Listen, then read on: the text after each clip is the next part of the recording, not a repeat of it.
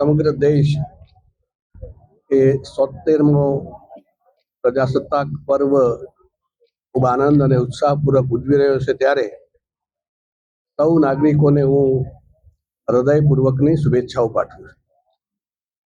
મિત્રો,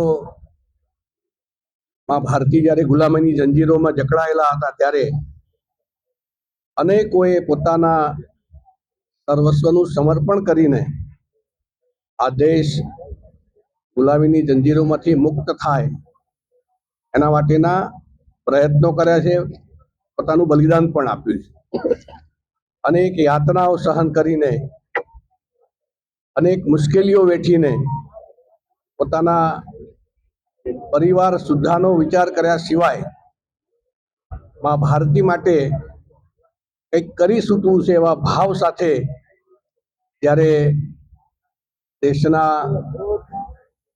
અનેક લોકોએ પોતાનો માર્ગ અલગ હશે, કોઈ ક્રાંતિના માર્ગે, કોઈ અહિંસાના માર્ગે આગળ વધ્યું, પણ બધાનું લક્ષ્ય એક જ હતું કે આ દેશને આઝાદ કરવો.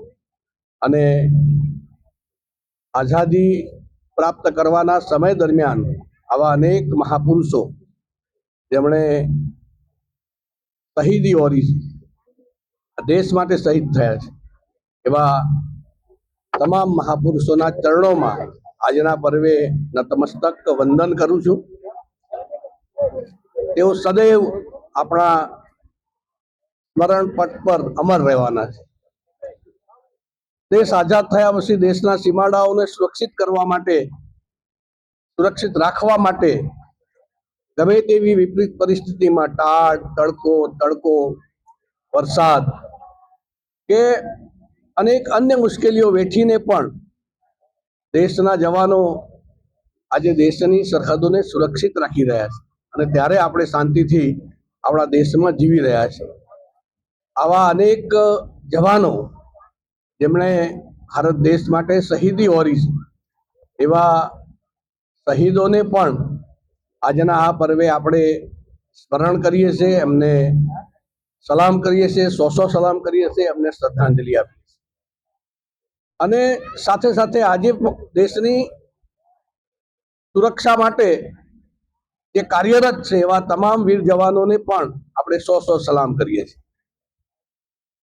દેશ આજે માનનીય નરેન્દ્રભાઈના નેતૃત્વમાં ખૂબ મજબૂતાઈથી આગળ વધી રહ્યો.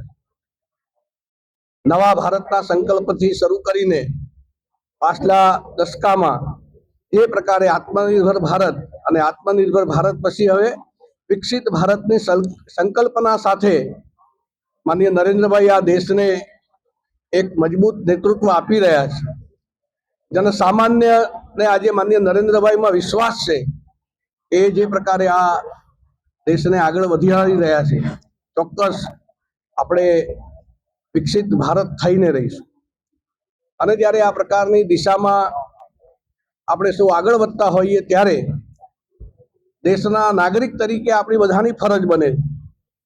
15 ઓગસ્ટ કે 26મી જાન્યુઆરીએ રાષ્ટ્રને યાદ કરીએ એટલું નહીં, પરંતુ પ્રતિદિન આપણે આપણા વ્યક્તિગત અને પારિવારિક જીવનની સાથે સાથે સમાજ અને રાષ્ટ્રનો વિચાર પણ કરતા થઈએ, એ સમયની માંગ છે. આઝાદીના કાળ દરમિયાન દેશ માટે શહીદ થવું, દેશ માટે મરવું, એ વખતના સમયની માંગ હતી, અને અનેક લોકોએ પોતાના બલિદાનો એ વખતે આપ્યા છે. પરંતુ આઝાદીના આટલા વર્ષો પછી દેશ જ્યારે સમગ્ર વિશ્વમાં એક વિકસિત રાષ્ટ્ર તરીકે આગળ વધી રહ્યો હોય, ત્યારે દેશ માટે જીવવું એ આપણા બધાની સંકલ્પના હોઈ શકે. દેશ હમે દેતા હૈ સબ કુછ, હમ ભી તો કુછ દેના સીખે, એ ભાવ સાથે પ્રતિદિન આ દેશના વિકાસ માટે મારું યોગદાન શું હોઈ શકે એનું સ્મરણ કરીને આપણે સૌ એમાં આપણા કર્તવ્ય, આપણી ફરજો નિભાવીશું તો ચોક્કસ જે પ્રકારે આપણા મૂલ્યોને જાળવીને, આપણી વિરાસતને જાળવીને, આપણા સાંસ્કૃતિક વારસાને જાળવીને આવનારા સમયમાં આધુનિક ભારતના નિર્માણ માટે માનનીય નરેન્દ્રભાઈ જે પ્રયત્નો કરી રહ્યા છે, એમાં આપણે આપણું યોગદાન આપી અને આ દેશને, ભારત વર્ષને સમગ્ર વિશ્વમાં સનાતની મૂલ્યો સાથે મજબૂતાઈથી આગળ વધારીશું. જે સમગ્ર વિશ્વને માર્ગદર્શન કરશે. આવા ભારતના નિર્માણ માટે આપણે સૌ આજે સંકલ્પિત થઈએ અને પ્રતિદિન એને આપણા જીવનમાં ઉતારીએ. સૌનો ખૂબ આભાર. ભારત માતા કી જય.